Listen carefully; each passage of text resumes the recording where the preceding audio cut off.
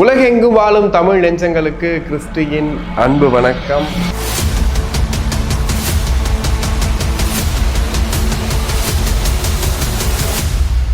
தமிழக அரசோட அதுவும் தாவேக அரசோட முதல் பட்ஜெட் தாக்கலும் இன்னைக்கு பண்ணியிருக்காங்க. ஸோ பட்ஜெட் தாக்கலில் என்னென்ன விஷயங்கள்லாம் புதுசாக வந்திருக்கு, புதுசாக கிடச்சிருக்கு, என்னென்ன விஷயங்கள்லாம் ரீட்டைன் ஆகிடுக்கு, எப்படி பட்ஜெட் தாக்கலை மக்கள் பார்க்க போகிறாங்க அப்படிங்கிறத செகண்டரியாக பார்க்கலாம். ஃபர்ஸ்ட் நேற்று நைட்டு நடந்த கூத்தெல்லாம் ஃபஸ்ட்டு பேசிடலாம். உதயநிதி ஸ்டாலின் அவர்கள் கைது செய்யப்பட்டார் அப்படிங்கிறது எல்லாருக்கும் தெரியும். கிட்டத்தட்ட தஞ்சாவூர் போகிற வரைக்கும் எந்த இடத்துலையுமே ஸ்டாப் பண்ணாமல் எங்களை ஒரு தீவிரவாதி மாதிரி கூட்டிகிட்டு போனாங்கன்னு சொல்லிட்டு உதயநிதி அவர்கள் ஆஃப்டர் ரிலீஸ்க்கு அப்புறம் பேட்டி கொடுத்தாரு.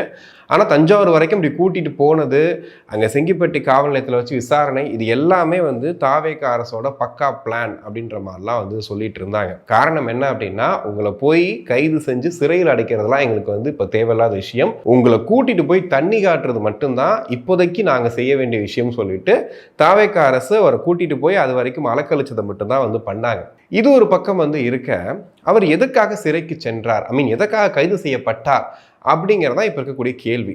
அவர் மேடையில் ஒரு பெண்ணை பற்றி தப்பாக பேசினார், ஒரு தவறான வசனத்தை பயன்படுத்தினார், இதை தவிர்த்திருக்கலாம், இது பண்ணது தப்புன்னு சொல்லி ஒரு ஆர்ப்பாட்டம் நடத்துகிறாங்க. அதுக்கப்புறம் அவர் மேலே வழக்கு போடுறாங்க, வழக்கு போட்டு கைது பண்ணுறாங்க. அவர் கைதானது ஓப்பனாக சொல்லப்போனால் பொம்பளை கேஸில்.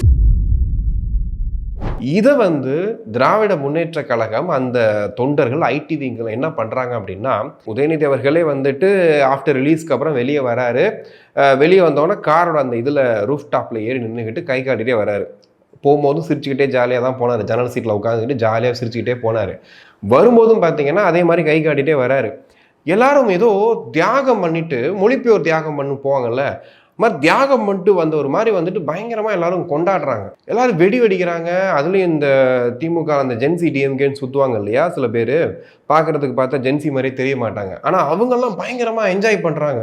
பாத்தியா எங்கள் அண்ணன் வெளியே வந்துட்டாரு பாத்தியான்னு சொல்லிட்டு அவங்க ட்ரை பண்ணுற விஷயம் என்ன அப்படின்னா, எங்கள் அண்ணன் உதய் வெளியே வந்துட்டாரு, அவரை நாங்கள் கொண்டாடுறோம் அப்படின்னு. அதுவும் ஒரு கார் அப்படி உதயவர்களுடைய கார் அப்படி கிராஸ் பண்ணி போகுது. அப்போ சைட்லேருந்து அவனை வெட்டாத அப்படின்னு சொல்லிட்டு கத்திட்டு போகிறதெல்லாம் பார்த்தோம்.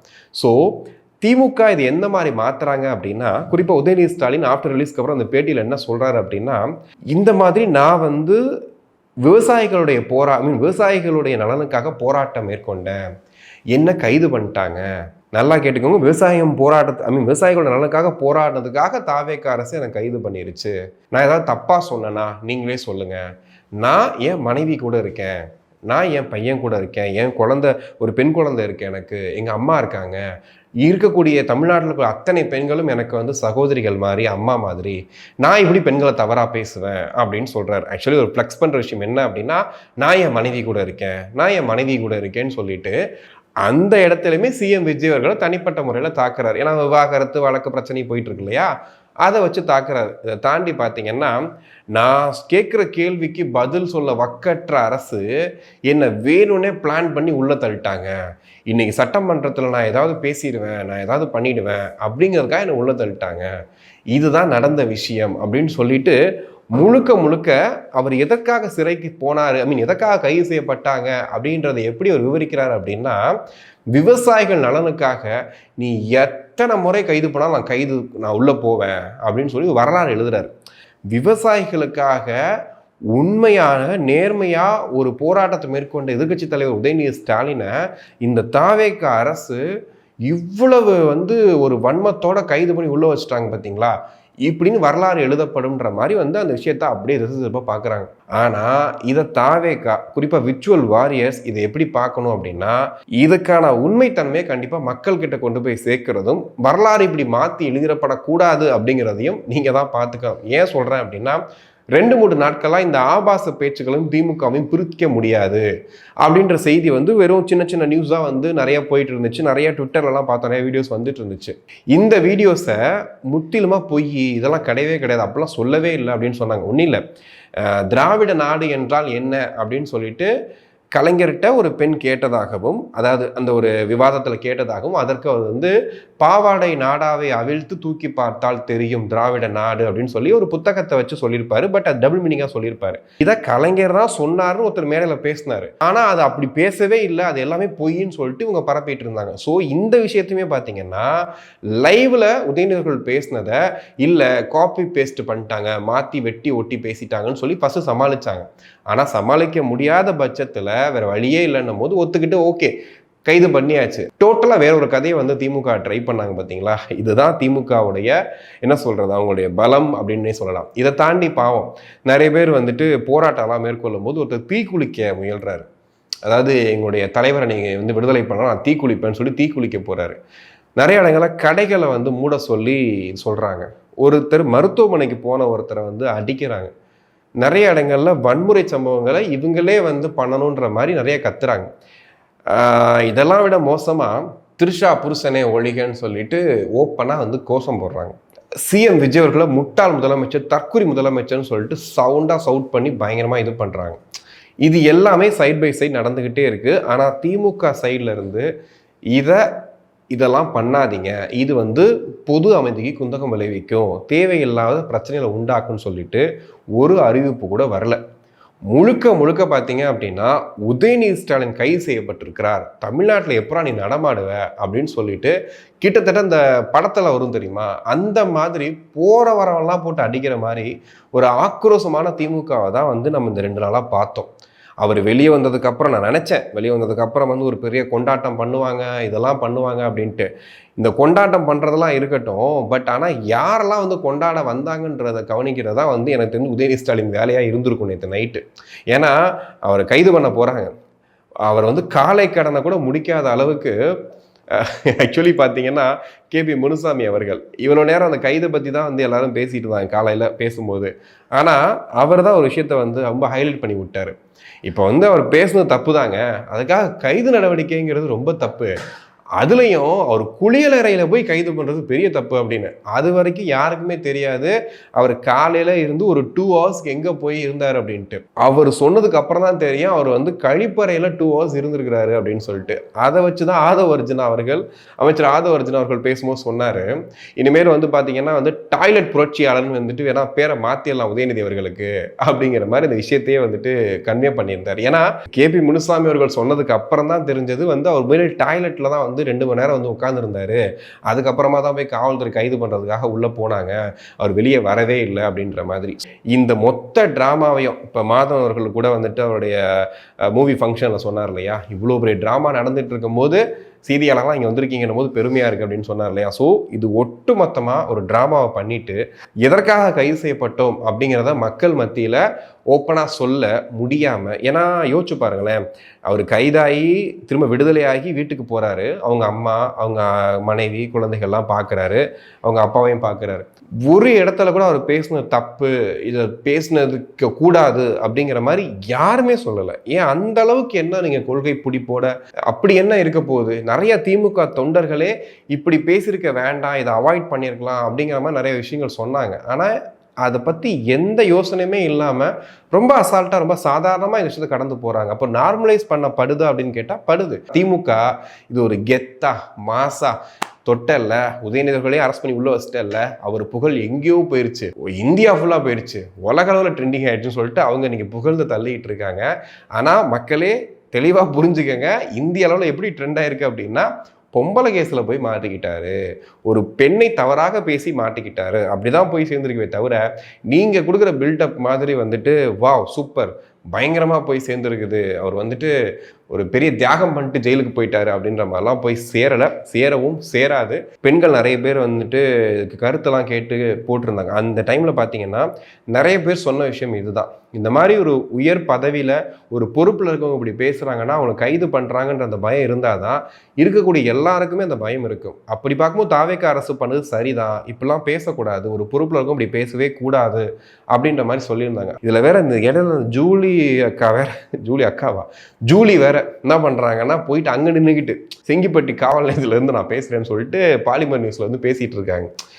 எனக்கு என்னன்னா, ஏன் இவ்வளோ அக்ரெசிவாக இவ்வளோ என்ன பண்ணிட போகிறாங்க, உன்னை தூக்கிலையா போட போகிறாங்க, உள்ள போறாரு, வெளியே வர போறாரு, எல்லாருக்குமே தெரியும். தாவேக்கா கவர்மெண்ட்டே சொல்லிருச்சு. ஆனா இதை மக்கள் மத்தியில் அப்படி மாசா காட்டணும். ஏன்னா வந்த எல்லாருக்குமே பொறுப்பு. அடுத்து ஒருவேளை திமுக ஆட்சிக்கு வந்தா யாரெல்லாம் வந்திருக்காங்கன்னு பாருன்ற மாதிரி உதயநிதி ஒரு வெள்ளோட்டம் போட்டிருப்பாரு பாருங்க.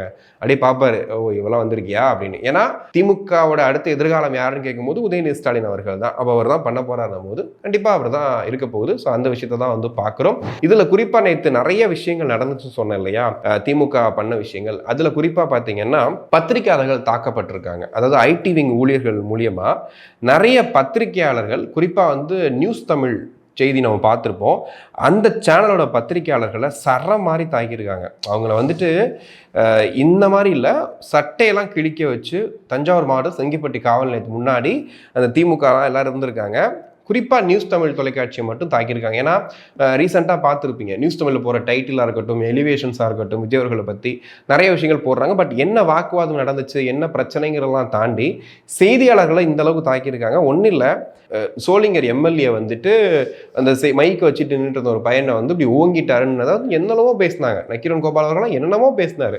அப்படியா இப்படியா, எப்படி தாக்க போச்சு, இதாச்சு அதாச்சு. கடைசியில் அந்த பையன் சொல்லிட்டா, நான் அவரும் வந்து 5 வருஷம் ஃப்ரெண்டு, நான் அவருக்காக தான் ஒர்க் பண்ணி கொடுத்துட்ருக்கேன், அதெல்லாம் ஒன்றும் ஒரு தாக்கலாம் இல்லை, அவர் வந்து விளையாட்டாக பண்ணதான் இப்படி ஆகி போச்சுன்னு மாதிரி சொல்லிட்டாரு. அப்பெல்லாம் பொங்குன இவர் இப்போ எங்கே போனார் அப்படின்னு தெரியல. நக்கீரன் கோபால் அவர்கள் இந்த செய்தியை பார்த்ததுக்கு அப்புறமாவது அட்லீஸ்ட் வந்து இந்த அளவுக்கு தாக்கியிருக்காங்களே, அதை கொஞ்சம் என்னன்னு கேளுங்களேன் அப்படிங்கிற மாதிரி தான் இருந்துச்சு. அப்படி வந்தோம் அப்படின்னா தாவேக்கா அரசோட பட்ஜெட் நிறைய பேர் எதிர்பார்த்த முக்கியமான அறிவிப்புகள் வந்திருக்கு. இந்த அண்ணன் சீரு திட்டங்கள் அந்த விஷயங்கள் எல்லாத்துக்குமே அறிவிப்புகள் வந்திருக்கு. அதெல்லாம் வந்து நம்ம இன்னொரு வீடியோவில் ஃபுல்லாக எக்ஸ்க்ளூசிவாக என்னென்ன விஷயங்கள் பண்ணியிருக்காருன்றதை பார்க்கலாம். அதுக்கு முன்னாடி சும்மா இல்லாமல் அன்பில் மகேஷ் அவர்கள், முன்னாள் அமைச்சர் அன்பில் மகேஷ் அவர்கள் என்ன பண்ணுறாரு அப்படின்னா ஒரு போஸ்ட் ஒன்று போடுறாரு. அவர் என்ன போட்டிருக்காரு அப்படின்னா, கல்வி மட்டுமே யாராலும் பறிக்க முடியாத சொத்து என உறக்கச் சொல்லும் நம்முடைய கழக தலைவர் மு.க. ஸ்டாலின் அவர்களின் தலைமையிலான திராவிட மாடல் ஆட்சியில் பள்ளி கல்வித்துறைக்கான நிதி ஒதுக்கீடு ஏறுமுகத்திலேயே இருந்தது அப்படின்னு சொல்லிட்டு, கடந்த பிப்ரவரி மாதம் வெளியிடப்பட்ட இடைக்கால நிதிநிலை அறிக்கையில் அறிவிக்கப்பட்டதை காட்டிலும் குறைவான நிதியே தற்போதைய அரசால் ஒதுக்கப்படுவது இன்று வெளியான நிதிநிலை அறிக்கை மூலம் தெரிய வருகிறது. ஸோ கல்வியில் சிறந்த தமிழ்நாடு என்றென்றும் தொடர்வதை உறுதி செய்ய வேண்டியது அரசின் கடமை என்பதை மறந்துட வேண்டாம்னு சொல்லிட்டு திராவிட மாடல் அரசு அப்படின்னு போட்டு தாவேக்கா அரசுன்னு போட்டு ஒரு ஸ்கேல் ஒன்று போட்டிருக்காரு. அதில் திராவிட மாடல் அரசு வந்து 48,534 கோடி ரூபாய் கல்விக்காக ஒதுக்கி இருந்துச்சு. ஆனால் தாவேக்கா அரசு 44,527 கோடி ரூபாய் தான் ஒதுக்கி இருக்குது. ஸோ கல்வியோட முக்கியத்துவத்தை வந்துட்டு இப்படி பண்ணிருச்சு அப்படின்னு சொல்லிட்டு அவர் வந்து போட்டிருக்காரு. இதுக்கு வந்து உடனடியாக பதிலடி கொடுக்குற விதமாக பார்த்தீங்கன்னா ரொம்ப தெளிவாக வந்து விளக்கம் கொடுத்துருக்குறாங்க. அதுவும் குறிப்பாக வந்து ராஜ்மோகன் அவர்களே வந்துட்டு அதை பகிர்ந்திருக்காரு கூட. ஆக்சுவலி உண்மை என்ன அப்படிங்கிறத வந்து பார்த்தீங்கன்னா ஒரு பேட்டி மூலயமா அவங்களே தாவேக்கா அரசு விளக்கிட்டாங்க. 48,000 கோடி தேவையில்லாமல் ஓவர் எஸ்டிமேட் பண்ணி விட்டுருக்கீங்க, எந்த ஒரு புது திட்டமும் இல்லாமல். ஆக்சுவலி இவங்க சொல்கிறபடி கணக்கை பார்க்கும்போது பார்த்தீங்க அப்படின்னா 42,351 கோடி மட்டும்தான் கடந்த ஆண்டு கல்வித்துறையில் வந்து செலவான விஷயமே. ஆனால் இவங்க 48,000 அளவுக்கு வந்து எஸ்டிமேட் பண்ணி கொடுத்துருக்காங்க. அப்போது மீதி இருந்த 6,000 கோடி எங்கே அப்படின்ற கேள்வி இப்போ கேட்குறாங்க. ஏற்கனவே பார்த்தீங்கன்னா இங்கே பார்ட்டி ஃபண்டு இந்த பிரச்சனை போயிட்டுருக்குது. இவங்க எல்லாத்துக்குமே அதிகமாக வந்துட்டு எஸ்டிமேஷன் கொடுக்குறாங்க, அதிகமாக டெண்டர் விட்டுருக்காங்கன்ற மாதிரிலாம் பேசிகிட்டு இருக்கும்போது இது தவளை தாவாயிலே கெடுன்னுவாங்கல்ல, அந்த மாதிரி இவங்களுடைய மொத்தமாக இவங்க சொல்கிற மாதிரி கல்விக்கு முக்கியத்துவம் கொடுக்கணும், இவ்வளோலாம் பண்ணக்கூடாது, இவ்வளோலாம் வந்து இவங்க வந்துட்டு ரொம்ப கம்மி பண்ணி கொடுத்துட்டாங்க அப்படின்னும் போது அவருக்கு பதிலடி கொடுக்குற விதமாக பார்த்தீங்கன்னா வெறும் 42,351 கோடி தான் செலவாயிருக்கு. அப்படிங்கும்போது எதுக்கு 48,000 கோடி நீங்கள் கோட் பண்ணீங்க, அப்போ மீதி இருந்த 6,000 ரூபாய் எங்கே அப்படின்னு சொல்லிட்டு இப்போ வந்து கேட்குறாங்க, கல்வித்துறை சார்பிலே கேட்குறாங்க எங்கே போச்சு அப்படின்னு. அப்போது யோசிச்சு பார்த்தா இங்கே கொடுக்கப்பட்ட பட்ஜெட், அதாவது இதுக்கு முன்னாடி கூட வந்து விஜய் அவர்கள் வந்து ஒரு மேடையில் பேசியிருந்தார், ஸ்டாலின் சார் டேக்ஸ் அப்படின்னு சொல்லிட்டு ஒரு டேக்ஸ் இருக்குங்க, மற்ற டேக்ஸ்லாம் தாண்டி இந்த டேக்ஸ் ஒன்று இருக்குன்றதை நான் கண்டுபிடிச்சேன் அப்படின்ட்டு. இந்த பட்ஜெட்டில் இதெல்லாம் வந்து பண்ணிட முடியுமா, நம்மக்கிட்ட தான் வந்துட்டு கையில் வந்து காசு இல்லை, நம்மக்கிட்ட வந்துட்டு போதுமான அளவு பணம் இல்லை அப்படின்னும் போது எப்படி வந்து இதெல்லாம் பண்ண போகிறோம் அப்படின்னும் போது, இல்லைங்க இதெல்லாம் ஒரு பக்கம் இருக்கும்போது ஸ்டாலின் சார் டேக்ஸ்னு ஒரு விஷயம் போயிட்டுருக்கு, அது இந்த பார்ட்டி ஃபண்ட் இந்த மாதிரி விஷயங்கள் அது தனியாக போயிட்டுருக்கு, அந்த லீக்கேஜ் இருக்குல்ல அதை அடைச்சிட்டாலே போதும், பாதிக்கு மேலே வந்து நம்ம வந்து சமாளிச்சிடலாம் அப்படின்ற மாதிரி சொல்லியிருந்தார். கிட்டத்தட்ட இப்போ இந்த விஷயத்தை பார்க்கும்போது கிட்டத்தட்ட 6,003 கோடி ரூபாய் காரணமற்ற, அதாவது எதுக்காக அதை செலவு பண்ணியிருக்காங்க, என்ன இதில் பண்ணியிருக்காங்க அப்படிங்கிற ஒரு விவரமே இல்லாமல் ஒரு எஸ்டிமேஷனை கொடுத்து ஒரு 6000 கோடி லீக் ஆயிருக்கு அப்படின்னா ஒரு கல்வித்துறையில், அப்போ எல்லா துறைகள்லையும் எந்த அளவுக்கு லீக்கேஜ் இருந்திருக்கும் அப்படிங்கிறதையும் நம்ம பார்க்க வேண்டியது இருக்குது. ஏன்னா இது அவங்களா சும்மா இல்லாமல் தேவையில்லாமல் நம்மளே வாயை விட்டு மாட்டிப்போம் இல்லையா? அந்த மாதிரி அன்பில் மகேஷ் அவர்கள் தற்போது வந்து சொல்லி ஒட்டுமொத்தமாக திமுகவில் பண்ண ஒரு மிகப்பெரிய ஒரு ஸ்கேமை வந்து இப்போ ஓப்பன் பண்ணி விட்டுருக்காப்புல. குறிப்பாக வந்து பார்த்தீங்கன்னா இன்றைக்கி நிறையா விஷயங்கள் சொல்கிறாங்க. ஏன்னா மகளிர் உரிமை தொகையாக இருக்கட்டும், முக்கியமான அந்த 6 சிலிண்டரு, இந்த மாதிரி விஷயங்கள்லாம் வந்துட்டு நீங்கள் வந்து பட்ஜெட்டில் சொல்லவே இல்லைன்னு எடப்பாடி பழனிசாமி அவர்கள் சொல்கிறாரு. அவர் எடுத்தோடனே ஒன்றுமே இல்லை பட்ஜெட்டில், எதுவுமே கிடையாது, எதுவுமே இல்லை அப்படிங்கிறாரு. உதயநிதி ஸ்டாலின் சொல்றாரு, ஒண்ணுமே இல்லைங்க, என்னங்க பெருசா பட்ஜெட்ல ஒன்றும் பண்ணிட்டாங்க, இவ்வளவு விஷயங்கள் சொன்னாங்க, எதுவுமே வந்து சரியா பண்ணல, பயிர்கடன் தள்ளுபடி எதுவுமே வந்து முழுமையா பண்ணல, எல்லாத்தையும் அங்கங்க நிப்பாட்டி வச்சிருக்காங்க அப்படின்னு சொல்லிட்டு முக்கியமான, அதாவது அந்த அண்ணன் சீருன்னு சொல்லியிருந்தார் இல்லையா, இந்த தங்க மோதிரம் கொடுக்கறது, திருமணமானது, அந்த விஷயத்துக்கான ஒதுக்கீடு இருக்கு. வீட்டு வசதி, அதாவது எல்லாருக்குமே வீடுகள் இருக்கணும், குடிசையில் இருக்கக்கூடாது, அதுக்கான நிதி ஒதுக்கீடு, இந்த மாதிரி ஒரு சில விஷயங்களை தான் டச் பண்ணிருக்கு தாவேக அரசு அவங்க கொடுத்த வாக்குறுதியிலையுமே. அதுல வந்து தெளிவா மரிய வில்சன் அவர்கள் ஒரு விஷயத்தையும் சொல்லியிருக்காரு. என்ன அப்படின்னா, இந்த 2 ஆண்டுகள் எங்களுக்கு டைம் கொடுங்க, 2 ஆண்டுகள்ல இருக்கக்கூடிய நிதிநிலை பிரச்சனையை ஃபர்ஸ்ட் நாங்கள் சரி பண்ணிக்கிறோம். ஏன்னா அந்த லீக்கேஜ், பஞ்சாயத்து இவ்வளோத்தையும் பண்ணி வச்சுக்கிட்டு, இவ்வளோ கடனை வாங்கி வச்சுக்கிட்டு, இவ்வளோ லீக்கேஜ்லாம் பண்ணி வச்சுட்டு, கொஞ்சம் கூட யோசிக்காமல் எடப்பாடி பழனிசாமி அவர்களும் பேசுகிறார், உதயநிதி ஸ்டாலின் அவர்களும் பேசுகிறார். என்னன்னா, அவங்க ஆட்சி காலத்தில் வாங்கின கடன், அவங்க வாங்கின கடனுக்கு வட்டி கட்டுறதுக்கே நம்ம கடன் வாங்க வேண்டியது இருக்குது. நம்மள தான் தாவேக அரசு இருக்குது. இதில் பட்ஜெட்டில் இது பண்ணலை, அது பண்ணலை, இப்படி பண்ணல, அப்படி பண்ணலன்னா, நல்லா இருக்கும் போதே நம்ம ஏன் வந்து மகளிர் உரிமை தொகையை வந்துட்டு அவ்வளோ காலம் கழிச்சு கொடுத்தோன்னு நமக்கு தெரியல. ஸோ அதுவே அவ்வளோ காலம் கழிச்சு கொடுக்கும்போது இவர் அறிவிச்ச திட்டங்கள்லாம் உடனடியாக கொடுக்கணும், ஏன் கொடுக்கல, 85 நாளில் என்ன புது திட்டம் கொண்டு வந்தீங்க அப்படின்லாம் கேட்குறது எப்படி எடுத்துக்கிறதுன்னு தெரியல. ஆனால் எனக்கு தெரிந்து இந்த பட்ஜெட்டை பொறுத்த வரைக்கும் அவங்க சொன்னதை விட கொஞ்சம் அதிகமாக தான் பட்ஜெட்டில் வந்து கோட் பண்ணி கொடுத்துருக்குறாங்க. அதை தாண்டி இப்போது சைக்கிள் கொடுக்குறாங்களா, எக்ஸ்ட்ராவாக வாட்டர் கேனை வச்சு ஒரு நவீன சைக்கிள் மாதிரி கொடுக்கலாம், ஒரு மாதிரி டிஃப்ரெண்ட்டாக ட்ரை பண்ணலான்ற மாதிரி அந்த மாதிரி ஒன்று பண்ணியிருக்காங்க. லேப்டாப்லேயும் சரி எல்லாத்துலேயும் இதெல்லாம் விட பேரை மாற்றிருக்காங்க. இப்போ உதயநிதி அவர்கள் வைக்கிற குற்றச்சாட்டு என்ன அப்படின்னா, நாங்கள் சொல்கிற திட்டத்தை எல்லாத்துக்கும் ஸ்டிக்கர் ஒட்டி மாற்றிட்டீங்க, பேரை மாற்றிட்டீங்க, உங்கள் இஷ்டத்துக்கு மாற்றுறீங்க, உங்கள் இதுக்கு பண்ணுறீங்க அப்படின்னா, கலைஞர்னு உரிமை தொகைன்னு கொடுத்தீங்கன்னா கலைஞராக தராரு காசு? இல்லை கலைஞர் வீட்டிலேருந்து காசு வச்சு கொடுக்குறீங்களா? நீங்கள் வச்சுருக்கீங்களா அவ்வளோ கோடி சொத்து? அறிவாலயத்துலேருந்து தான் நாங்கள் போய் காசு வாங்கிட்டு இருக்கோம். நாங்கள் கொடுக்குற வரி பணத்தை திரும்ப எங்களுக்கு கொடுக்குறீங்க. அந்த பேரை வெற்றின்னு வச்சா உங்களுக்கு என்ன பிரச்சனை? ஸோ எல்லா பேரையும் மாற்றிட்டாங்க. நீங்கள் வச்ச பேர் எல்லாத்தையும் மாற்றி பேரை மட்டும் மாற்றி ஸ்டிக்கர் ஒட்டிக்கிட்டீங்க, இதான் மாற்றமா அப்படின்னு கேட்குறாங்க. எல்லா திட்டத்துலேயும் பேரையும் மாற்றி அந்த திட்டத்தை அடுத்த கடந்து கொண்டு போயிருக்காங்க, அவ்வளோதான். மற்றபடி குறைகள் இருக்கான்னு கேட்டால் இந்த பட்ஜெட்டில் எந்த பட்ஜெட் எடுத்தாலுமே, ஏன்னா தமிழ்நாடு நிதிநிலை அறிக்கையை பொறுத்த வரைக்கும் எல்லா பட்ஜெட்லையும் குறைகள் இருக்க தான் செய்யும். அதுவும் இல்லாமல் தாவேக அரசு கொடுத்த அந்த பிரம்மாண்ட திட்டங்கள் இருக்கு இல்லையா, பிரம்மாண்ட அறிவிப்புகள் இருக்கு இல்லையா, இதை எல்லாத்தையும் சரி பண்ணுறது கண்டிப்பாக 2 வருஷம் டைம் எல்லாருக்கும் தேவை. அதான் வந்து என்னை பொறுத்த வரைக்கும் ப்ராக்டிக்கலாக பார்த்தா அப்படி தான் இருக்க முடியும். இன்னும் கொஞ்சம் கரெக்டாக தெளிவாக அதை வந்து உச்சரித்து ஒரு படிக்கணும் அப்படிங்கிறது தான். ஏன்னா நிறைய மிஸ்டேக்ஸ் பண்ணியிருந்தாரு, ஏகப்பட்ட இடத்துல வந்துட்டு வார்த்தைகள் சரியாக வந்து விழுக்கலை. ஏன்னா பட்ஜெட் படிக்கிறோம், மக்கள் பார்க்குறாங்க, சாமானிய மக்கள் புரிஞ்சுக்கிறாங்க அப்படின்னும் போது அதையும் வந்து நோட் பண்ணி இப்போ ஆப்போசிட்டில் டிஎம்கே பேசுறதுக்கான வாய்ப்புகள் நிறையா இருக்குன்னும் போது அதை வந்து கரெக்டாக மரிய வில்சன் அவர்கள் பண்ணணும். ஏன்னா இன்னைக்கு பட்ஜெட் படிக்கும்போது ஏகப்பட்ட மிஸ்டேக்ஸ், அதில் அவர் சொன்ன வார்த்தைகள் எல்லாமே பார்த்தீங்கன்னா இன்னைக்கு ட்ரால்ஸாக எடுத்து பண்ணிட்டு இருக்காங்கன்னும் போது அதையும் கொஞ்சம் அவங்க நோட் பண்ணி பார்க்கணும். ஸோ அந்த விஷயத்தை மட்டும் நம்ம சொல்லிக்கலாம். இதோட உதயநிதி ஸ்டாலின் அவர்கள் இன்னைக்கு ப்ரெஸ் மீட்டில் சொன்ன மாதிரி பட்ஜெட்டில் ஒன்றும் இல்லை, இதெல்லாம் வந்து பேசி முடிச்சுட்டாங்க. இந்த மாதிரி வந்து செங்கிப்பட்டியில் வந்துட்டு இந்த செய்தியாளர்களை தாக்குனாங்களே திமுகவினர் அப்படின்ற அந்த கேள்வியை கேட்குற கேள்விக்கு பதிலே சொல்லாமல் டக்குன்னு ஒரு பாட்டுக்கு போயிட்டாரு.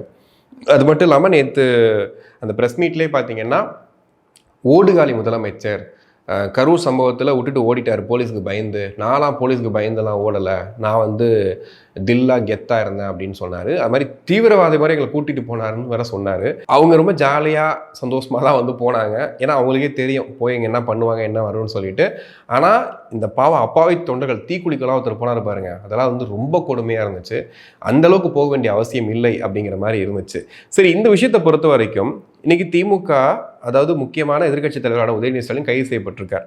இது அதிமுக எப்படி பார்க்குது அப்படின்னு பார்த்தீங்கன்னா, எடப்பாடி அவர்கள் யாருமே இது வந்து பெருசாக ஒரு விஷயமா ரியாக்டாக எடுத்துக்கல. அதாவது இப்படி பேசியிருக்காரு, கைது செஞ்சது கரெக்டு தான் அப்படிங்கிற மாதிரி யாருமே சொல்லலை. என்ன பண்ணுறாங்க அப்படின்னா, அவங்க ஆப்போசிட்டாக செயல்படுறாங்க. இப்போ கேபி முனுசாமி உட்பட எல்லாருமே என்னென்னா கைது செய்யப்பட்டது தவறு அப்படிங்கிறாங்க. இன்னைக்கு பட்ஜெட் பற்றி பேசும்போது கூட உதயநிதி ஸ்டாலின் பேசின விஷயம் அப்படியே பார்த்தீங்கன்னா கொஞ்ச நேரத்துக்கு முன்னாடி பேசின எடப்பாடி பழனிசாமி விஷயம் ரெண்டும் பார்த்தீங்கன்னா சேமாக இருக்கும். ஒரே ஸ்டேட்மெண்ட்டை 2 பேரும் பேசின மாதிரி அவ்வளோ அழகாக 2 பேரும் பேசி வச்சுருப்பாங்க. அப்போ என்ன நடக்குதுன்னா, ஒருவேளை நான் யோசிச்சு பாருங்களேன், ஒருவேளை ஜெயலலிதா அம்மா இருக்காங்க, ஜெயலலிதா அம்மா இருந்த சமயத்தில் பெண்கள் பாதுகாப்பு பற்றி நம்ம பேசணும் அப்படின்னா, யாராவது இப்படி பெண்களை பற்றி தவறாக பேசினாலோ ஏதாவது பண்ணியிருந்தாலோ இன்னைக்கு ஜெயலலிதா அம்மா ஆட்சி இருந்திருந்தா சும்மா விட்டுருப்பாங்களா? என்னென்ன விஷயங்கள் நடந்திருக்கும். ஆனால் அதிமுக அதை டோட்டலாக மறந்துட்டு வேறொரு பாதையில் போயிட்டு இருக்காங்களோ, வேறொரு விஷயத்துக்குள்ளே போயிட்டாங்களோ, அதாவது திமுக அதிமுகன்றது ஒன்று தான் அப்படிங்கிற இடத்துக்கு போயிட்டாங்களோன்ற மாதிரி இருக்குது. இன்னைக்கு கூட பார்த்தீங்கன்னா உதயநிதி ஸ்டாலின் ப்ரெஸ் மீட் கொடுக்கும்போது பக்கத்தில் ஓபிஎஸ் நிற்கிறாரு. எனக்கு ஒரு மாதிரி இருந்துச்சு, ஒரு அதிமுக தொண்டன் இதை பார்க்கும்போது எந்த அளவுக்கு மன வலியாக இருப்பான் அப்படின்ட்டு. ஏன்னா காலகாலத்துக்கு அவங்க மூஞ்ச கூட பார்க்க மாட்டேன்ற மாதிரிலாம் இருந்தாங்க. அந்த அளவுக்கு திமுக அதிமுகன்றது ஃபயராக இருக்கும். ஆனால் அரசியலை தாண்டி அவங்களுக்குள்ள ஒரு பெரிய ஒரு போட்டி இருக்கும்.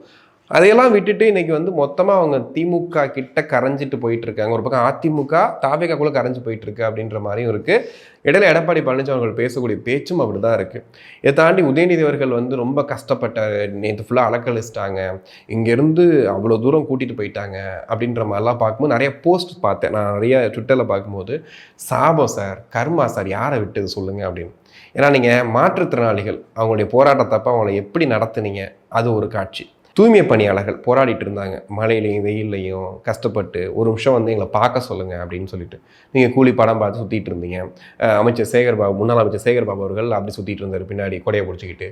இப்படிலாம் இருந்தாங்க இல்லையா, அவங்கெல்லாம் வந்து நீங்கள் ஒரு கழிவறைக்கு அவங்க டெய்லி போயிட்டு பெண்கள் கழிவறைக்கு போயிட்டு வராங்கன்னு சொல்லிட்டு பப்ளிக் பாத்ரூமை வந்து லாக் பண்ணிட்டு போனது, சாப்பாடு கொடுக்காம அவங்கள இது பண்ணது, வந்து சாப்பாடு கொடுக்குறவங்கள வந்துட்டு போலீஸ் அடித்து துரத்துனது, இவ்வளோ விஷயங்களையும் பண்ணாங்க இல்லையா. எல்லாம் கர்மா சார், கர்மா யாரை விட்டது, அதனால தான் நீங்கள் ஒரு நாள் உங்களை சூடுதன் இல்லாமல் அடைய விட்டுருக்காங்க, விஜய் அடைய விட்டாரு அப்படின்னு சொல்லிட்டு ஃபுல்லாக அந்த போஸ்ட்டு வந்து போயிட்டுருக்கு. ஸோ இது அரசியலா, இது பழிவாங்குதலா, இந்த மாதிரிலாம் யோசிச்சுட்டு இருந்தாலுமே நிறைய பெண்கள் வந்து பதிவுகள் போட்டிருந்தாங்க. என்னன்னா, இந்த மாதிரி ஒருத்தர் பேசும்போது அவர் அரெஸ்ட்டுங்கிறது நல்ல விஷயங்க. இப்படி இவரை அரெஸ்ட் பண்ணாமல் விட்டுட்டா இருக்கிற எல்லாருமே பேச ஆரம்பிச்சிருவாங்க. அப்போ ரொம்ப ஈஸியாக போயிடும், ஒரு பெண்ணை ஈஸியாக வந்து பேசிட முடியும் அப்படின்ற மாதிரி ஆகிடும். ஒரு நல்ல எடுத்துக்காட்டை தான் பார்க்குறோம் சொல்லி அதையும் வந்து பார்த்துட்டு சொல்லிட்டு இருக்காங்க. ஸோ இப்படி தான் வந்து போயிட்டுருக்கு. இந்த சமயத்தில் இந்த பிரச்சனையில் மேகதாது அணை விவகாரத்தை மறந்துடக்கூடாது. அதுவும் வந்து மிக முக்கியமான விஷயம். விவசாயிகள் கண்டிப்பாக வந்து அவங்களுடைய போராட்டம், நிஜமான போராட்டம் ஜெயிக்கணும். ஏன்னா இந்த பிரச்சனையில் இவங்களுக்குள்ளேயே தனிப்பட்ட இந்த தாக்குதல்களில் அவங்க பிரச்சனையை மறந்துடக்கூடாது. ஏன்னா நீ தஞ்சை விவசாயிகள் நிறைய பேர் வந்து எதிர்ப்பு தெரிவித்த விஷயத்தையும் பார்த்தோம். உதயநிதி அவர்கள் அவருடைய தனிப்பட்ட விஷயத்தெல்லாம் வந்து இங்கே வந்து பேசக்கூடாது, விவசாயிகள் போராட்டத்தை முன்னெடுத்தால் பரவாயில்ல, தேவையில்லாமல் எங்கள் போராட்டத்தை வந்து அவர் வந்துட்டு கொச்சைப்படுத்திட்டு போகக்கூடாதுன்ற மாதிரி அவங்க எதிர்ப்புகளையும் வந்து தெரிவிச்சிருக்கிறாங்க. ஸோ அதையும் வந்து பார்க்குற மாதிரி இருக்குது. ஸோ இதான் வந்து இன்றைக்கி நடந்த விஷயம்.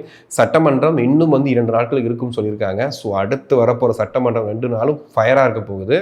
நம்மளும் வந்து கண்டென்ட்டோட நானும் வந்துடுறேன்.